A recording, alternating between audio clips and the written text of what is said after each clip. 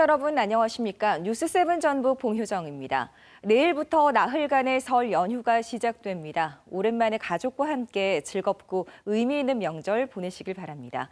잠시 뒤 전주역을 연결해 고향을 찾은 귀성객들의 모습 전해드리겠습니다. 오는 4월에 치러질 21대 총선을 앞둔 명절인 만큼 설 민심이 어디로 향할지 관심도 높은데요.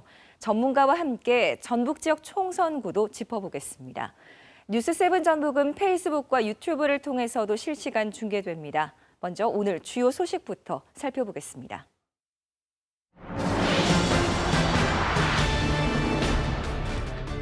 설 연휴를 하루 앞둔 가운데 전국 주요 역과 고속도로를 중심으로 귀성 행렬이 시작됐습니다. 하지만 중국에서 빠르게 퍼지고 있는 신종 코로나 바이러스인 우한 폐렴이 명절을 기점으로 국내에서도 확산하지 않을까 우려가 큽니다. 심층 K 오늘은 가구 소득의 10% 이상을 에너지 비용으로 쓰는 에너지 빈곤층의 겨울나기를 취재했습니다. 다양한 지원 사업이 있지만 주먹구구식으로 허술하게 이뤄지고 있어 개선이 필요합니다. 4.15 총선을 80여일 앞둔 이번 설 명절이 민심의 향방을 가를 분수령이 될 것으로 보입니다. 앵커 대담에서는 전문가와 함께 전북 지역 총선 구도를 살펴보고 다양한 변수를 짚어보겠습니다.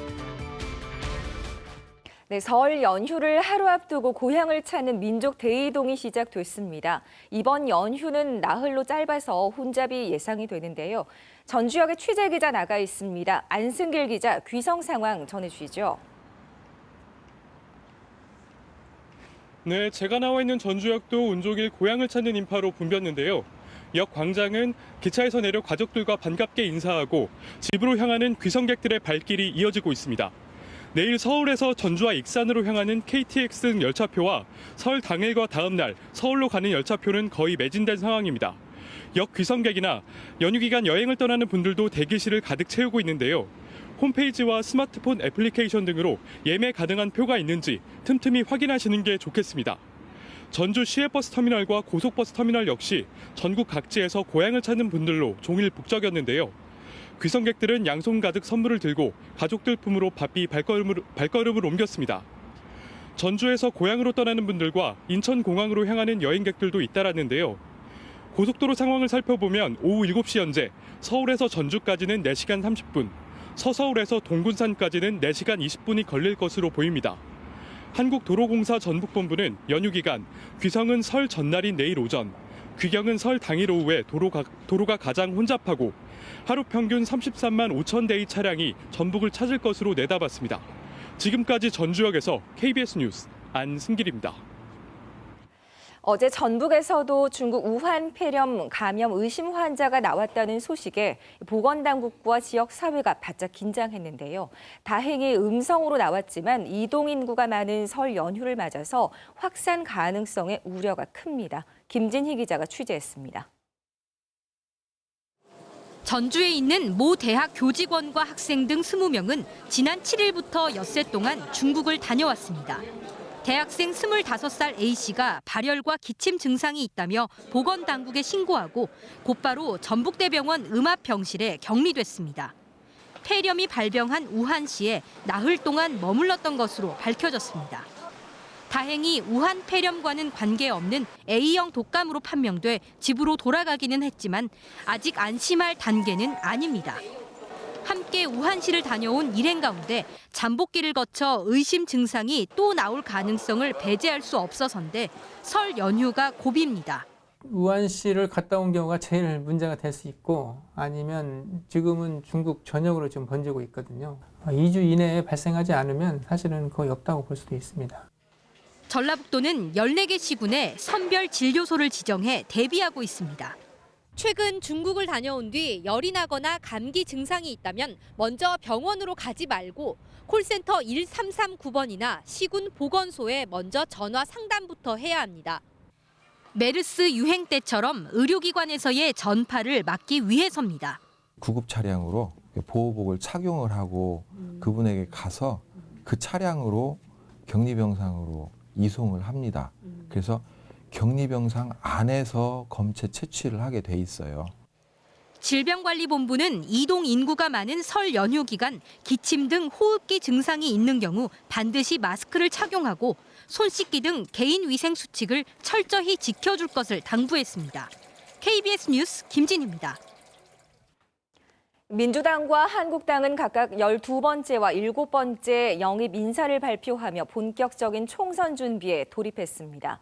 각 당 지도부는 설 연휴를 앞두고 서울역과 용산역에서 귀성 인사를 하며 표심 잡기에 나섰습니다. 송락규 기자가 전해드립니다. 민주당은 지난해 축구클럽 차량 교통사고로 숨진 고 김태호 군의 어머니 이소연 씨를 영입했습니다. 이 씨는 다른 학부모들과 함께 태호 유찬이법을 발의, 어린이 교통 안전 법안 입법 촉구 활동을 벌여왔습니다. 아이들의 안전보다 정쟁이 먼저인 국회를 보면서 이대로는 안 되겠다고 생각했습니다. 한국당은 20대에 창업해 20년 이상 브랜드 이미지를 연구해온 허은하 한국이미지전략연구소장을 영입했습니다. 허 소장은 한국당이 국민 눈높이에 맞춰 공감하고 소통할 수 있는 정치 세력으로 탈바꿈하겠다고 했습니다. 쇼통과 같은 인위적인 이미지 변화가 아니라 정치 이미지 개선을 통해 국민이 정치를 멀리하지 않도록 하는 데 노력하겠습니다. 이낙연 전 총리는 어제 공식 제안받았던 민주당 총선 공동선대위원장직과 종로 출마를 수락했습니다. 이 전 총리는 두 가지 일을 병행하는 게 쉽지 않지만 영광과 책임을 기꺼이 떠안겠다고 밝혔습니다.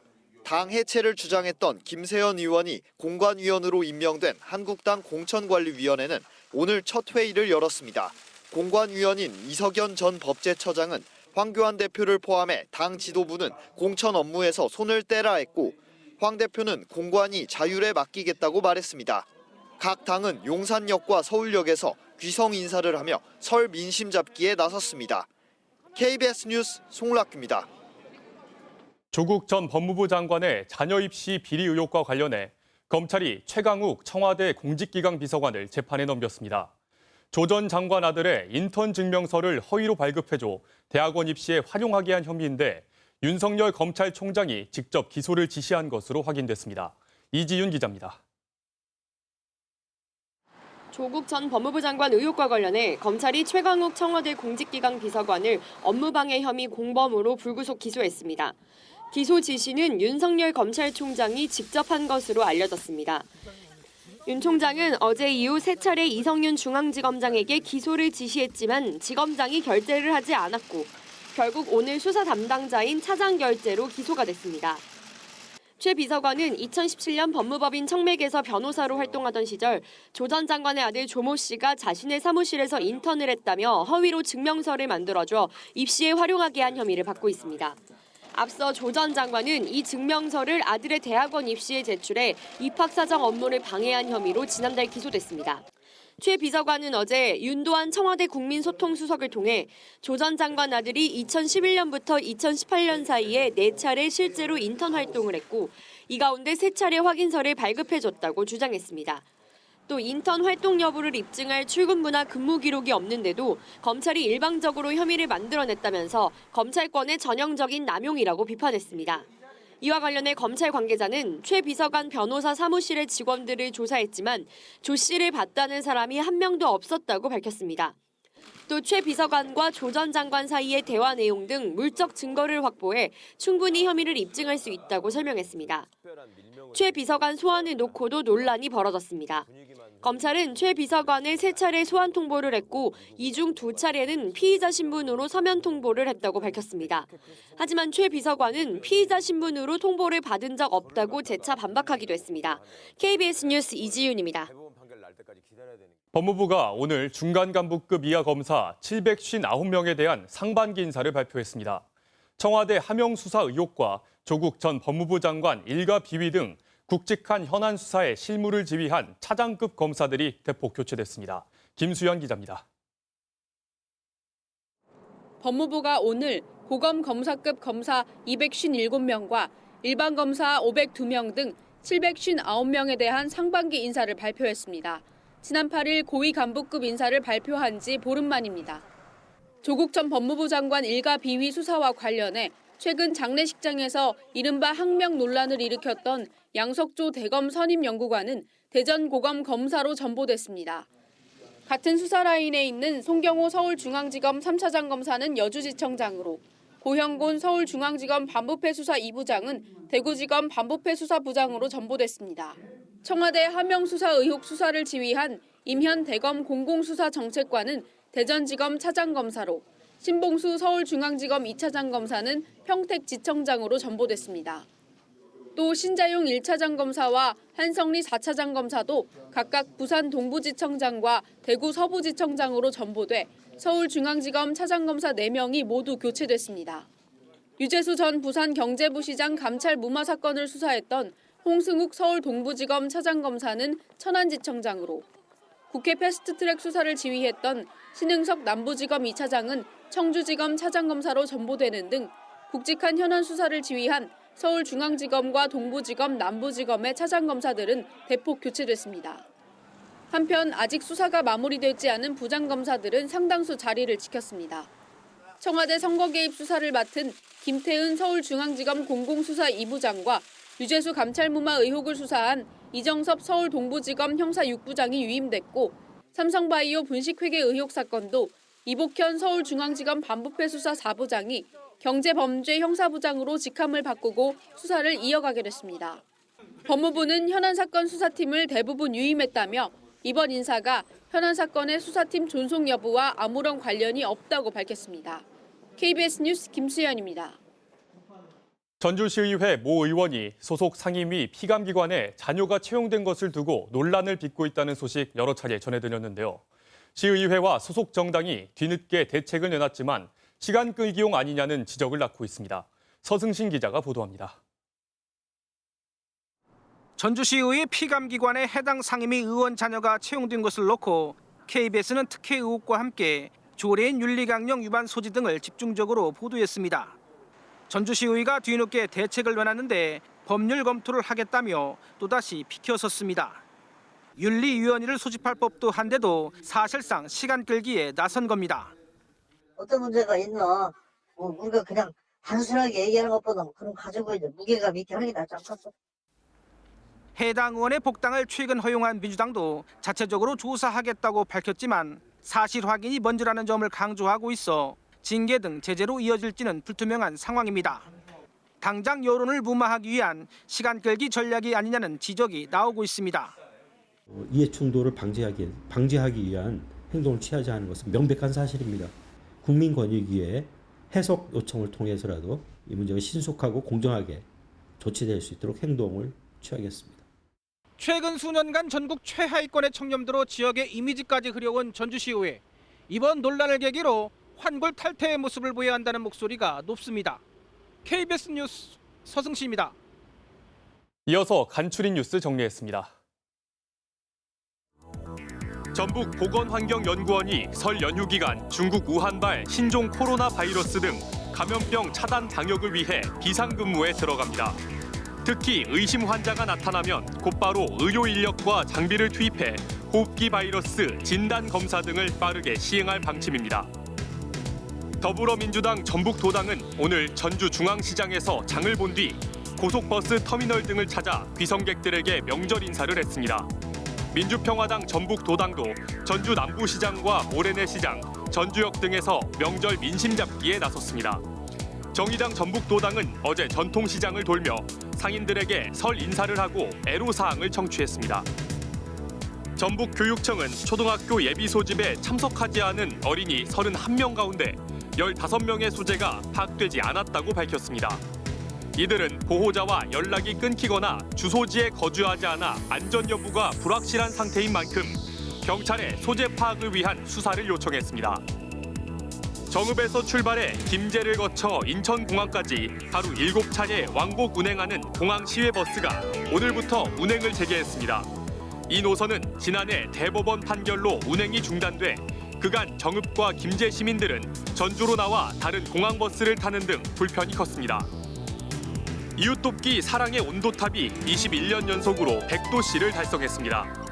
전북 사회복지공동모금회는 지난해 11월부터 65일 동안 모인 이웃돕기 성금은 모두 79억 1,600여만 원으로 목표보다 1억 원가량 많다고 밝혔습니다.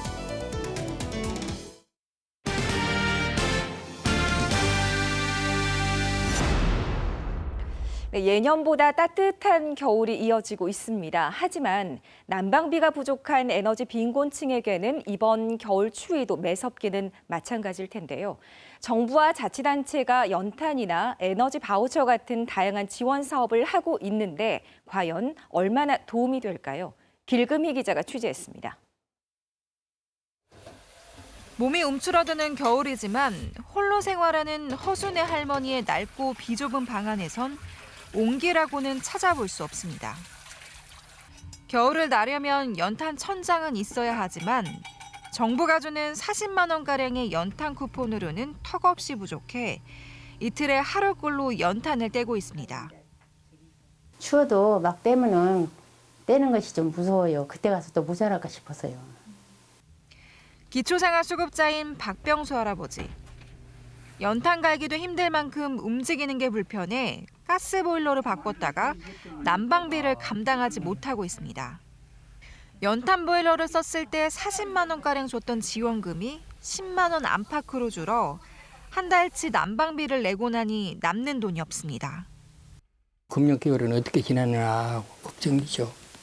그래도 무난하게 넘길 수 있는 것을 좀 보태줬으면 하는 바람입니다.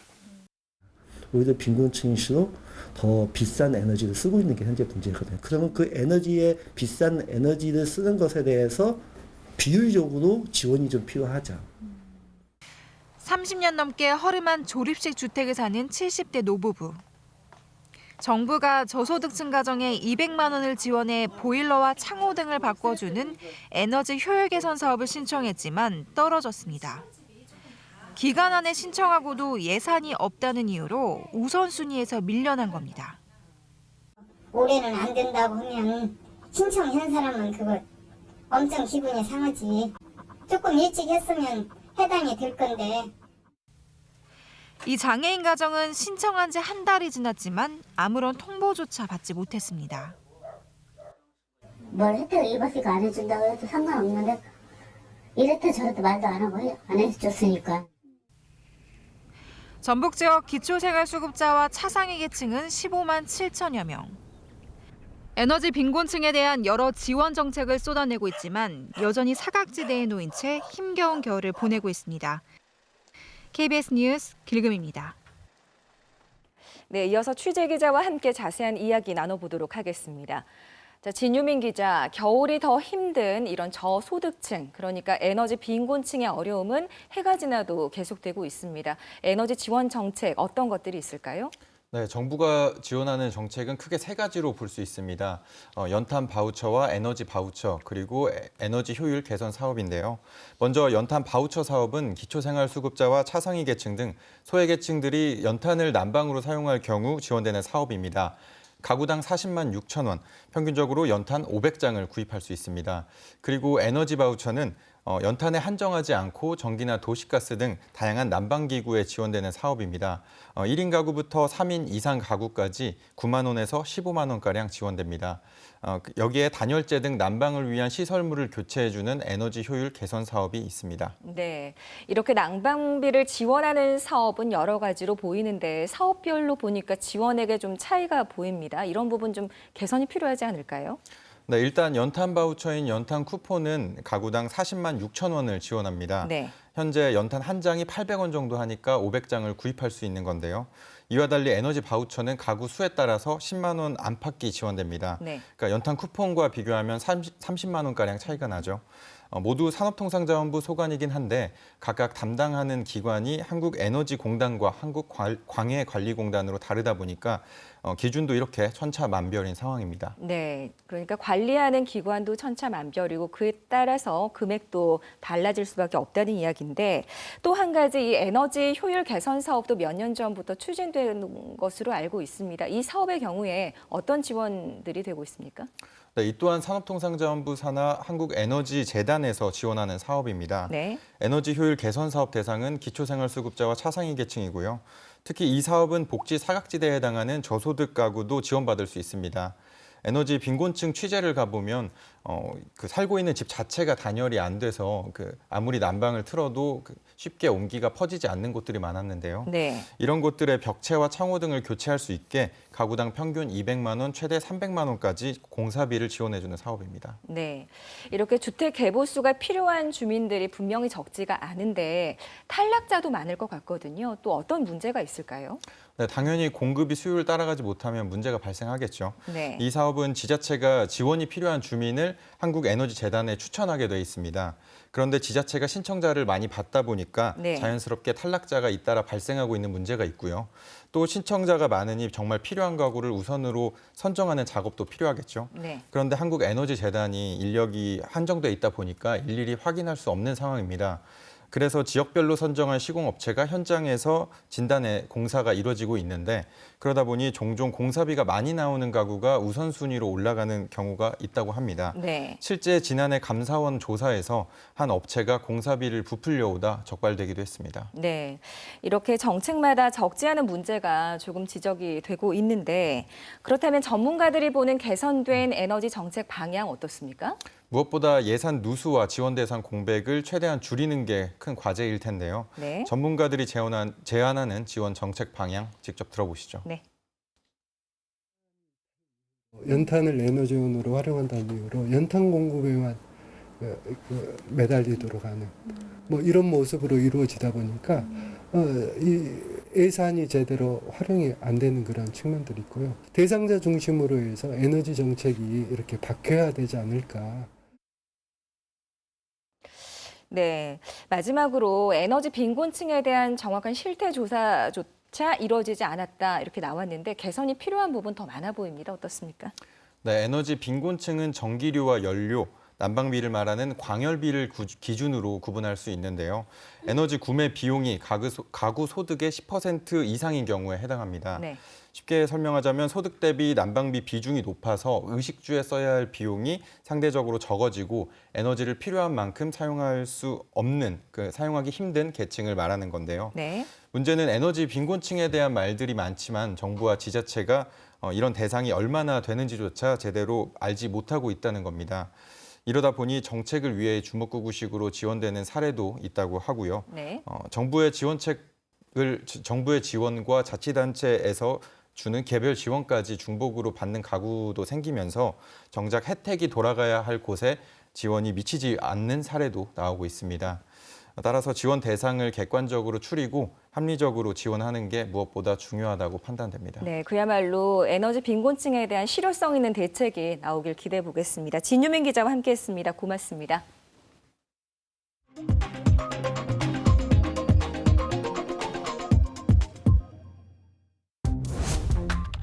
키워드로 풀다. 오늘의 키워드는 경자년 흰 쥐의 해입니다. 12간지 중 첫 번째 한자인 자는 바로 쥐를 뜻합니다. 다산과 풍요, 재물의 상징인 쥐는 미래를 예측하는 영리한 동물로 손꼽히는데요. 경자년의 경은 오방색 가운데 흰색이기 때문에 올해는 흰 쥐의 해인 겁니다. 쥐는 명석한 사람에 비유되기도 하는데요. 문화계 인사 중에 유독 쥐띠가 많습니다. 국내 인기 연예인들은 물론 페이스북 CEO인 마크 저커버그, 프란치스코 교황도 쥐띠입니다. 쥐는 역사 속에서 다양한 문화적 상징으로 나타나는데요. 불교에서는 불법의 수호신이자 무덤을 지키는 수호신으로, 때로는 부부애와 다산의 상징으로 투영되기도 합니다. 이렇게 12간지 동물에 따라 사람의 운명을 연결하고 한 해 운세를 풀이한 건 언제부터였을까요? 통일신라 전후에 띠를 가지고 인간의 길흉화복 내지는 한 사람, 한 집단 또는 한 국가의 어떤 수호신으로 동물들을 상징했던 것 같습니다. 쥐로 대표되는 다양한 설치류의 생태를 알 수 있는 한 공간. 2020년 경자년을 맞아 세계 각국의 설치류들이 지리산자락에 모였습니다. 몽골과 아프리카 등 세계 13개 나라에서 온 동물들인데요. 사람과 친근한 반려동물이 대부분입니다. 이렇게 사람이 손길을 내밀어도 이렇게 스트레스 받지 않고 뭔가 서로 먹이도 받아 먹고 교감할 수 있는 30여 종, 한 200여 마리의 다양한 설치류들이 전시돼 있습니다. 얌전한 생쥐부터 활달한 사막쥐까지 눈길을 사로잡는데요.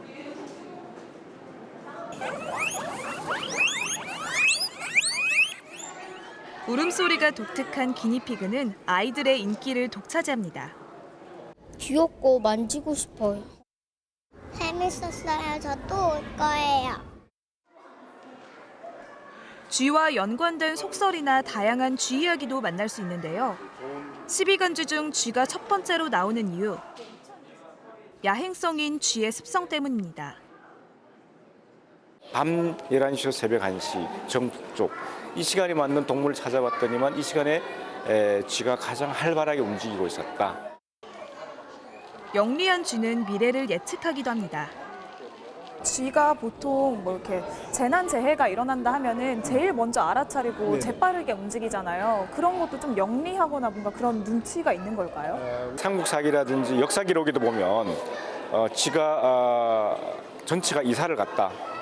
그런데 그의 기후 변화가 나타났다. 이런 것처럼 쥐가 미래에 일어날 일을 먼저 예측하는 영물로서 때로는 욕심 많은 이미지로 표현되기도 하죠.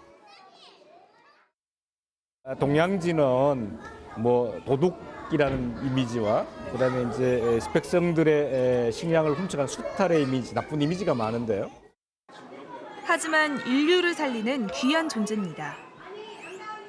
이게 딱 그 하얀 실험용 쥐인 네, 거죠? 네. 인간의 생명을 연장하고 난치병을 치료하는 실험용 쥐로 쥐의 값어치가 대단합니다.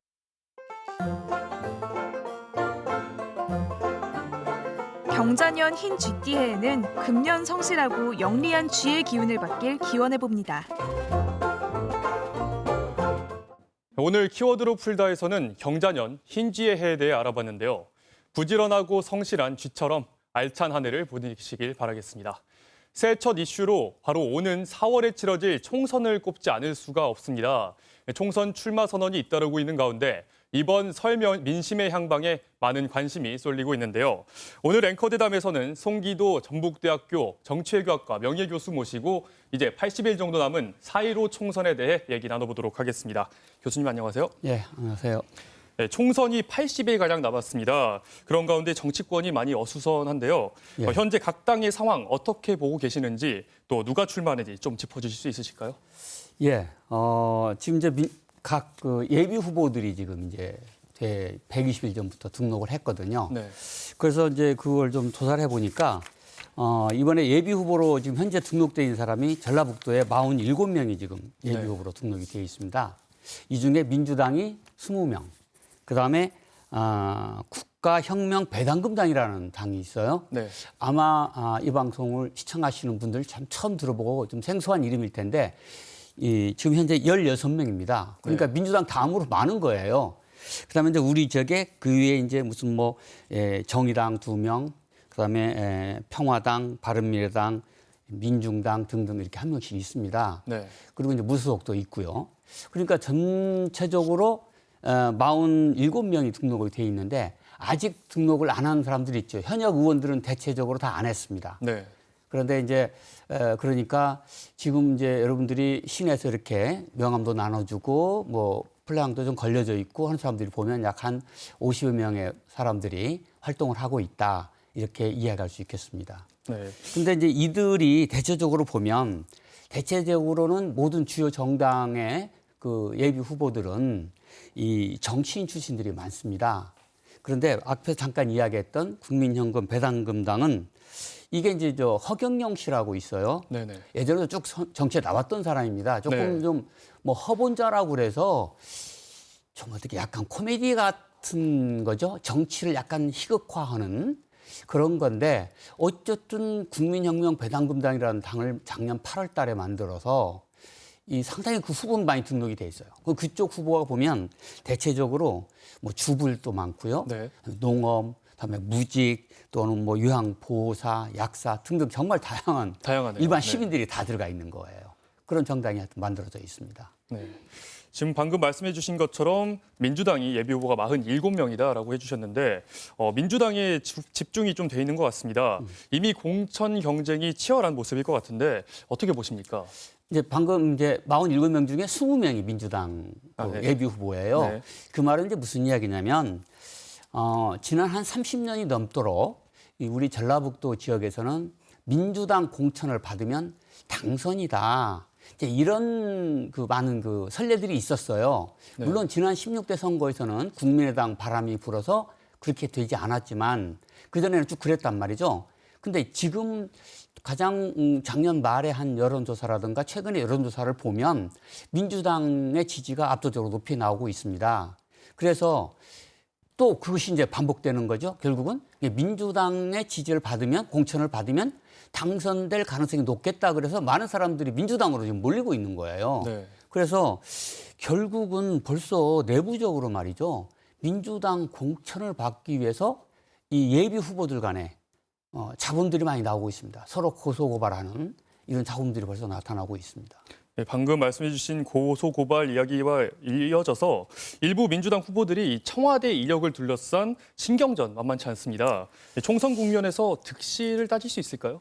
당연하죠. 네. 청와대에서 내가 근무했다. 지금 이제 청와대가 지금 이제 문재인 청와대잖아요. 문재인 정부에서 문재인 대통령을 도와서 내가 일을 했다. 이게 이제 현재 민주당의 이 경선 방법이 권리당원 50%, 여론조사 50% 이렇게 되어 있습니다. 네. 그래서 어떤 의미로 보면 권리당원은 지역위원장, 즉 현 의원한테 훨씬 더 유리하죠. 그런데 이제 여론조사 할 적에는 이게 대체적으로 저는 청와대 마케팅이다 이렇게 이야기할 수 있을 것 같아요. 네. 그래서 민주당 당세가 센 곳, 우리 전라북도가 대표적인 곳인데 여기에서는 문재인 정부에 대한, 문재인 대통령에 대한 지지도가 굉장히 높습니다. 네. 그러니까 문재인 대통령에 대한 지지도가 이 민주당 지지도보다 더 높습니다. 10%가량 더. 그러니까 당연히 그걸 활용을 하려고 그러겠죠? 그러니까 이제 청와대 마케팅이 되는 것이고, 네. 그래서 청와대 근무했던 사람들은 그걸 쓰려고 그러는데, 그래서 지금 제가 알기로는 이렇게 되어 있어요. 이제 경선할 적에 25자 이내로 2가지 경력만 쓰게 되어 있습니다. 네네. 근데 경력이 많으면 다 쓸 수 없잖아요. 그렇죠. 그럼 그중에 제일 쓰고 싶은 게 뭐냐? 여기서는 내가 문재인 청와대에서 이렇게 근무했다. 이거 쓰고 싶은 거예요. 그래서 쓰게 되어 있는데 6개월 이상 경력만 기재하게 되어 있습니다. 그래서 그걸 지금 허용을 하고 있죠. 네, 방금도 지지도가 민주당이 굉장히 높다라고 말씀해 주셨는데 연말에 저희가 실시한 여론조사 결과를 보면 민주당 지지율이 60%를 넘었습니다. 전국적으로 보면 문재인 대통령과 민주당의 지지율이 떨어지고 있는 것과는 정반대의 상황이거든요. 어떻게 보십니까? 방금 이제 말씀드린 대로 전국적으로는 문재인 대통령에 대한 지지도가 약 45% 내외입니다. 그런데 네. 우리 지역은 약 65%, 20% 차이가 있어요. 그리고 민주당에 대한 지지도 역시 마찬가지입니다. 네. 우리 지역은 전국적인 지지도는 40% 내외인데 우리 지역은 약 60%까지 올라가 있습니다. 그래서 약 20% 정도 차이가 있는데 저는 그 차이를 우리 전라북도 지역이 그동안 다른 지역에 비해서 훨씬 더 진보적인 지역, 진보적인 투표 성향을 계속 보여왔다. 그리고 지난 30년 넘도록 민주당에 대한 계속 지지를 해왔었다. 네. 이런 것들이 결합이 돼서 전통적으로 우리 지역이 전국적인 것과 비교해서는 약 한 20% 정도 차이가 있다. 이렇게 말씀드릴 수 있을 것 같아요. 네, 현재 그렇다면 높은 민주당의 지지율을 앞으로 흔들 수 있는 변수가 있다면 어떤 것들이 좀 있을까요? 지난 16대 총선을, 지난 20대 총선, 네. 4년 전 2016년 총선을 생각해 보면 될 것 같아요. 민주당에도 그 당시 압도적인 지지가 있었는데 결국은 국민의당이 나타나서 새로운 대안으로 나타나서 이 도민의 지지를 받았단 말이죠. 네. 그래서 다시 한번 이제 국민의당 입장에서는 그러니까 지난 2016년 총선과 비교해서 2가지 점에서 차이가 있습니다. 하나는 2016년 총선에서는 문재인 그 당시 이제 민주당 새천년 민주당에 대해서 문재인 대표에 대한 반발이 있었어요. 네. 일종의 문재인 대표의 호남 홀대론. 그래서 이제 민주당에 대한 반발이 있었고요. 네. 두 번째는 국민의당이 만들어져서 네. 있었는데 지금은 상황이 변했죠. 지금은 네. 오히려 문재인 대통령 정부에 대한 지지도가 높단 말이죠. 그거는 지난 2018년 지방선거 때 확실히 드러났잖아요. 네. 그리고 또 하나는 국민의당이 우리 4년 전에 국민의당을 압도적으로 지지해서 7석을 만들어줬는데 전라북도 의석이 70% 아닙니까? 네. 그게 이제 국민의당이 민주평화당, 또 바른미래당, 또 대한신당, 무소속 지금 4분 5열 됐어요. 네. 그러니까 쉽게 말하면 이 도민들이 쫓아갈 데가 없어진 거죠. 대안이 없다는 거죠. 예, 네. 그러니까 이제 그 대안이 새로 만들어져 나오면 그나마 좀 어떻게 좀 선거가 재밌게 네. 경쟁으로 갈 수 있겠다 이런 생각을 해봅니다. 네, 마지막 질문이 될 것 같은데요. 이번 총선에서 주목되는 것이 선거법 개정으로 선거 연령이 만 18살로 하향된 점인데 총선 구도에 어떤 영향이 있을지 좀 짧게 부탁드립니다. 굉장히 중요하죠. 왜 그러냐면 지금 전국적으로 53만 명입니다. 18세에서 18세 이상 1년 그 차이가요. 전라북도에 2만 400명입니다. 전라북도 2만 400명이고 그중에 고등학생 유권자가 약 6천 명이 되는데요. 이 전주가 2만 4천 명이니까 전라북도 10개 선거구로 나누면 2천 명입니다. 네. 다 투표하는 건 아니겠죠. 그러나 2016년 선거에 전라북도가 1,000표 이하로 3곳이 다 결정됐습니다. 네. 그러니까 이게 2,000명이 들어온다라고 그러면 선거를 완전히 바꿀 수도 있다. 네. 굉장히 저는 중요한 의미를 갖는다 생각합니다. 네, 설 연휴 민심의 향배를 지켜봐야 할 것 같습니다. 네, 말씀 잘 들었습니다. 고맙습니다. 네, 고맙습니다.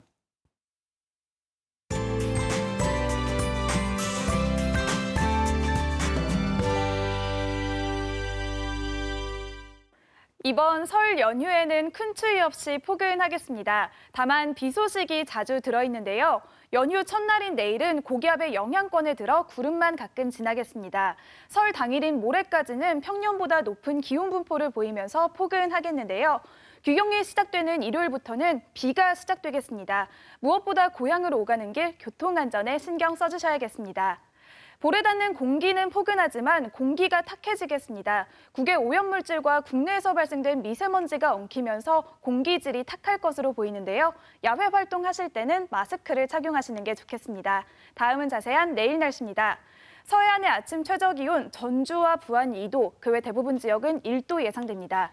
내륙 산간 지역은 진안과 장수 영하 2도, 임실과 남원은 0도로 오늘보다 낮겠습니다. 낮 최고 기온은 대부분 지역이 10도 안팎까지 오르겠습니다. 물결은 먼바다에서 최고 2.5m로 높게 일겠습니다. 내일 동해안을 중심으로는 비나 눈이 내리겠는데요. 연휴 마지막 날인 월요일에는 전국으로 비가 확대되겠습니다. 날씨였습니다. 내일부터 설 연휴가 시작됩니다. 통계를 보면 귀성이 시작되는 명절 연휴 전날 교통사고가 가장 많이 발생하는데요. 오랜 시간 운전할 경우 졸음 쉼터나 휴게소에서 규칙적으로 휴식을 취하시는 게 좋겠습니다. 네, 아무쪼록 건강하고 즐거운 설 명절 보내시길 바랍니다. 뉴스7 전북 오늘 준비한 소식은 여기까지입니다. 다음 주에 다시 찾아뵙겠습니다. 함께해 주셔서 고맙습니다.